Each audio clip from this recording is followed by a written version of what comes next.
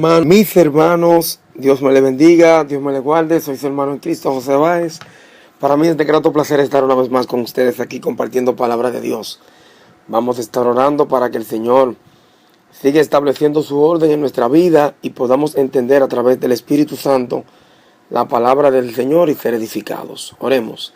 Amantísimo Dios que moras en las alturas de los cielos, te alabamos, te glorificamos y te exaltamos. Y te damos gracias, Señor, por tu amor y por tu misericordia. Gracias, Dios mío, porque tú nos permites poder estudiar tu palabra para así ser edificados y poder tener entendimiento de la vida eterna y de tu gloria, Padre Celestial, en nuestras vidas. Te suplico, Señor, que tú nos guíes en este estudio de tu palabra y que nos des la claridad para poder tener vida fructífera que sean de bendición para tu gloria y para tu honra. En el nombre de Jesús. Amén y amén. Mis hermanos, estuvimos la semana pasada hablando con respecto al estudio de la segunda parte de los juicios de Dios con el tema el juicio ante el tribunal de Cristo, segunda parte. El juicio ante el tribunal de Cristo, segunda parte. Esta es la serie de estudios, los juicios de Dios. Y tuvimos la semana pasada hablando con respecto a ese juicio que se va a llevar a cabo y los puntos que tenemos que tener desde ahora, haciendo un pequeño resumen, y uno de ellos es el tener cuidado de cómo juzgamos, el juzgar a nuestros hermanos, tener cuidado de no menospreciar a nuestros hermanos, porque como dice 2 Corintios 5, 9 al 10, que desglosamos la semana pasada, todos tenemos que estar de pie ante el tribunal de Cristo. Tenemos que comparecer ante el Rey de Gloria, el Rey Supremo. Y dice la palabra de Dios que en Romanos 2:6 decíamos que Dios pagará a cada uno conforme a sus obras. Ahora vamos a entrar en esta segunda parte de este estudio y vamos a ver un punto que es de vital importancia, como lo fue en aquel momento con los corintios. Y vamos a hablar de algo que si nosotros como cristianos evangélicos podemos comprenderlo, usted va a tener mucha ganancia en las cosas del Señor. Óigame bien claro. Si usted puede comprender el punto de lo que es ser colaborador de Dios, trabajar para el Señor, usted se va a dar cuenta que cuando usted se presente en aquel día ante el tribunal de Cristo, las cosas serán totalmente diferentes. Totalmente diferentes serán. Y usted, si lo entiende ahora, va a sacar provecho para la vida eterna. Y vamos rápidamente a ubicarnos en 1 Corintios, capítulo 3. Vamos a estar desglosando hasta el verso 16, si es posible, del 15 al 16. Y vamos a ver cómo esto, a mí, mis hermanos, un servidor quien les habla, me ayudó bastante. Y yo fui libre, mis hermanos, cuando yo entendí lo que es ser colaborador para la gloria del Señor. Porque esto nos va a hacer a nosotros libres dentro del Evangelio. ¿Usted sabe por qué yo digo libre dentro del Evangelio? Porque hay muchas personas que lamentablemente están en el Evangelio y no han alcanzado el reposo. Como dice la Biblia en el libro de Hebreos, que muchos, brotando una raíz de amargura, estorban y no pueden alcanzar ese reposo que Dios da. Personas que no pueden entender porque no se rinden, a pesar de que son cristianos, no se rinden completamente a la voluntad divina del Señor. Y rápidamente haciendo un trasfondo histórico de lo que fue 1 Corintios 3, hubo una situación que se dio en la iglesia de Corintios. La iglesia de Corintios fue una de las iglesias más fructíferas. En la iglesia de Corintios, inclusive las cartas que son 1 y 2 de Corintios, dice que hubieron más cartas, pero hubo una que se perdió, que se extravió, según la teología nos enseña. Usted no lo va a encontrar directamente en la Biblia, pero sí va si usted lee bien claro al final de Corintios, usted se va a dar cuenta que él habla, Pablo, de de una tercera carta prácticamente, la cual parece que no llegó a ellos por situaciones que nosotros no entendemos, pero la teología se nos explica un poquito más. Y esta iglesia que fue tan fructífera, una iglesia que fue bendecida, hubo una situación difícil que tuvo la iglesia de Corintios, y era que tenía un sectarismo religioso carnal. Y Pablo les habló a los corintios y les dijo claramente que este sectarismo que había en la iglesia de Corintios podía traer serias consecuencias, mis hermanos. Estas divisiones en la iglesia. Y usted se va a dar cuenta cómo esto también hoy en día se da también. Las divisiones en la iglesia, el sectarismo. Y rápidamente leemos 1 Corintios 3:1. Dice: de manera que yo, hermanos, no pude hablaros como espirituales, sino como carnales, como a niños en Cristo. Este es el apóstol Pablo hablando de esta iglesia que tenía, podemos decir, los 9 dones. En la iglesia de Corintios se hablaba en lengua, se profetizaba. Era una iglesia de poder, pero era una iglesia muy conflictiva. Y Pablo le dice que él no podía hablarle a ellos como espirituales, sino como a carnales, como a niños en Cristo. Cuando usted es un niño en Cristo, usted es una persona que todavía le falta madurez, que no ha madurado todavía, que tiene que adentrarse más en las cosas del Señor para poder tener más entendimiento de su palabra. Y dice el versículo 2: os di a beber leche y no vianda, porque aún no erais capaces, ni sois capaces todavía. Y esto habla sobre el verdadero crecimiento espiritual que requiere que el hombre que se acerca a Dios tenga el entendimiento de la palabra de Dios. Y por eso Pablo aquí está examinando la situación que se estaba dando con los corintios.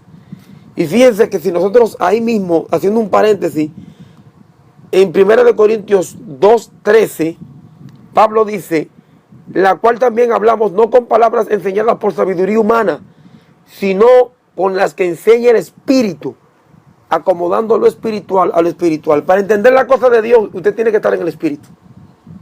En primer lugar, usted tiene que ser una persona, un creyente profesante, porque carnalmente usted no va a entender estos misterios.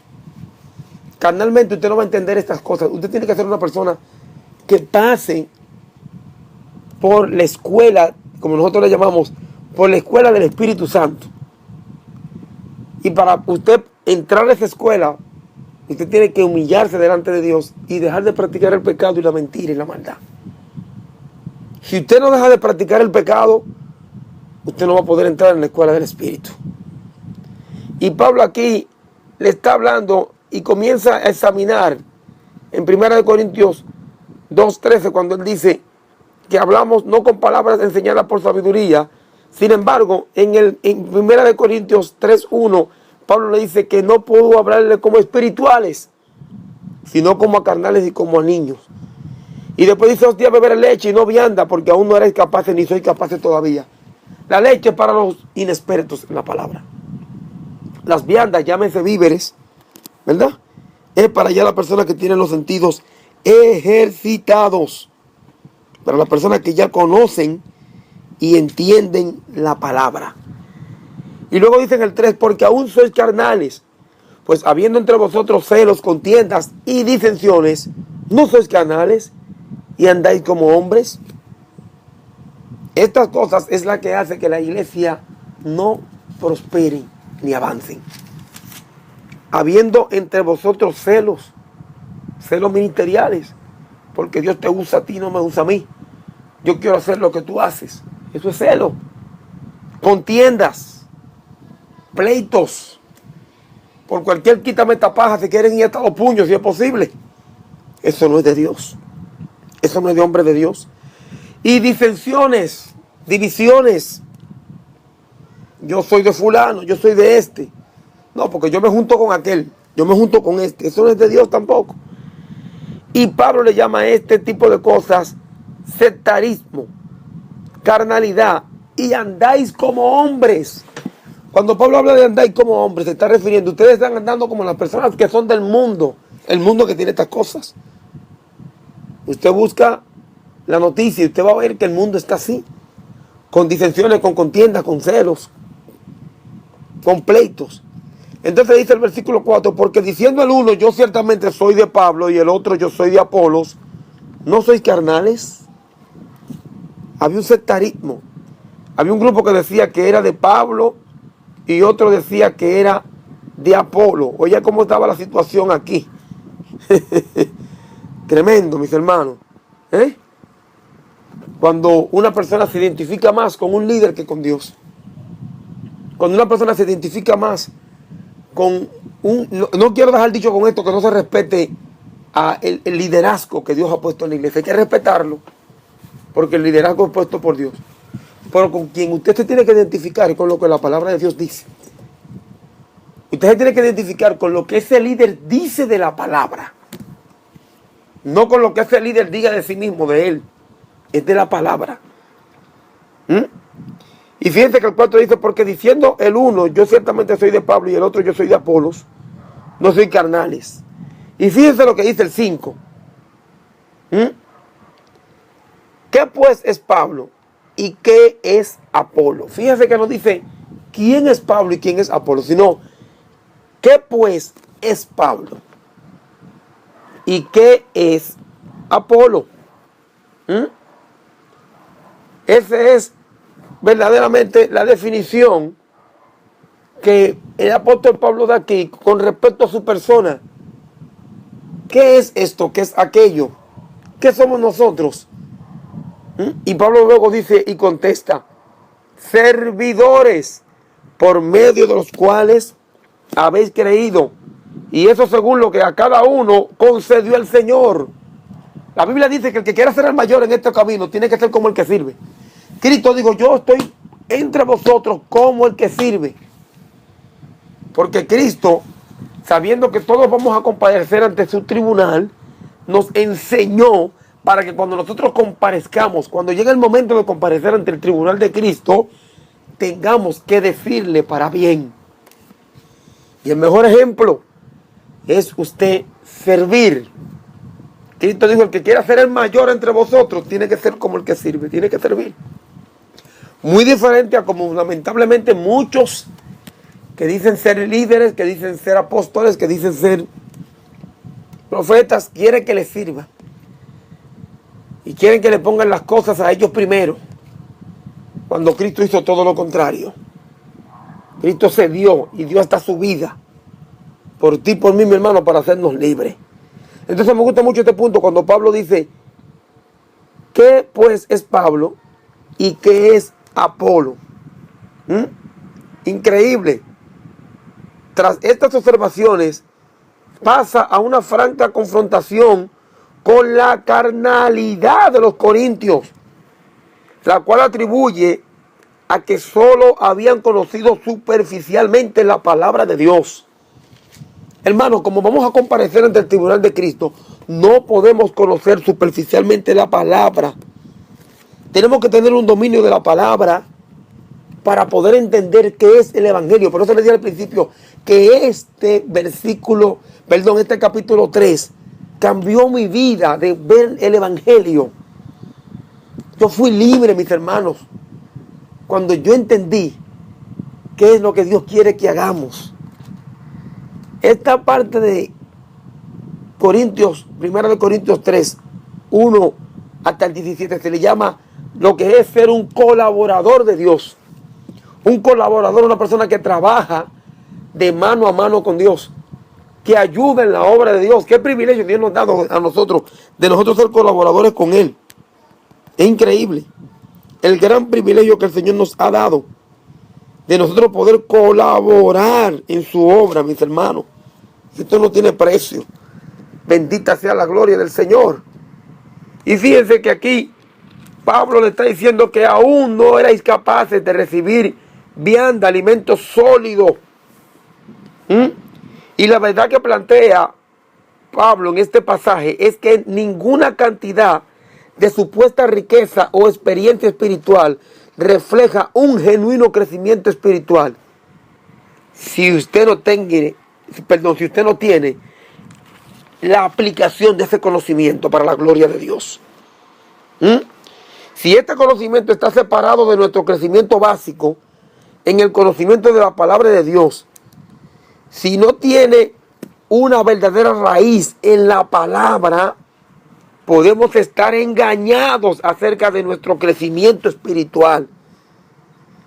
Este enraizar es en verdad y amor, y no tan solo en un conocimiento aprendido o en un estudio realizado, a fin de que nosotros podamos experimentar el verdadero crecimiento espiritual. Debemos dedicar tiempo a la lectura de la palabra, al estudio de la palabra, y separarnos de los impedimentos de la falta de amor, la rivalidad y la contienda. Porque acuérdense, hermanos, que vamos a comparecer ante el tribunal de Cristo. Y por eso Pablo le habla en estos primeros 5 versículos del capítulo 3 del sectarismo carnal, para que nosotros entendamos, como yo hablaba la semana pasada y explicaba en este estudio, que todo lo que hacemos está siendo contabilizado en los cielos y que Dios nos va a llamar a cuenta. Miren, mi hermano, cuando yo entendí esto, yo fui libre. Y usted va a ver más adelante por qué yo fui libre. Porque este es un punto que todo cristiano, que todo ser y siervo de Dios tiene que entender para poder trabajar con libertad en la obra de Dios. Y tanto en el púlpito como en el baño, que usted trabaje para la obra de Dios, limpiando la iglesia, repartiendo tratados, haciendo obra de bien. Usted entienda que lo está haciendo para la gloria de Dios. Fíjense como dice, ¿qué pues es Pablo y qué es Apolo? Servidores por medio de los cuales habéis creído. Y eso según lo que a cada uno concedió el Señor. Y luego dice el versículo 6, yo planté, Apolo regó, pero el crecimiento lo ha dado Dios. Oye bien, yo planté y Apolo regó, pero el crecimiento lo ha dado Dios. Y luego dice el 7, así que ni el que plantes algo, ni el que riega, sino Dios que da el crecimiento. Me encanta esta parte. Pablo plantó la obra, porque es decir, Pablo llegó y predicó en un lugar donde el evangelio todavía no se mencionaba. Eso cuando dice yo planté y Apolo regó, es decir, la obra de Pablo era de naturaleza pionera, porque Pablo había predicado donde nadie había predicado anteriormente. Y cuando él dice que Apolos regó, Apolos trabajó en la iglesia ya establecida, edificando a los convertidos que Pablo ganó. Fíjense que Pablo no descartó lo que Apolo hizo, sino que aprobó que lo que Apolo estaba haciendo era algo que le daba continuidad a la obra de Dios. Bendita sea la gloria del Señor. Y dice bien claro que el crecimiento lo ha dado Dios. Y el 7 dice, así que ni el que plantes algo, ni el que riega, sino que Dios que da el crecimiento. Es decir, el que planta y el que riega tienen que ser siervos de Dios para poder entender esto. Y tienen que comprender que el que da el crecimiento es el Señor en su obra. Cuando el que planta y el que riega, llámese el que está trabajando para la gloria del Señor, se creen que la obra son ellos que la sostienen y que la obra sin ellos se pierde, inmediatamente se perdió la visión. Deja de ser un colaborador y se convierte en cualquier otra cosa, en un dictador, en un falso, en lo que sea, y no en un siervo de Dios. Así que mis hermanos, voy a tener que dejarlo hasta aquí porque el tiempo ha corrido. Y ustedes saben que me gusta llevar las cosas al paso para ir desglosando e ir entendiendo. Y la semana que viene seguiremos con los versículos subsiguientes de este estudio ante el tribunal de Cristo. Así que soy su hermano en Cristo, José Báez, y como siempre, un abrazo desde aquí. ¡Shalom! Para que veamos qué va a pasar en el juicio.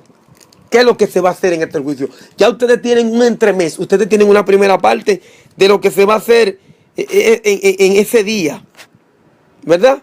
Lo que se está gestionando desde ahora. Vamos a hacer las cosas para la gloria y honra del Señor, mis hermanos. Vamos a hacer todo lo que hagamos para la gloria y honra del Señor, porque eso es lo que Dios quiere.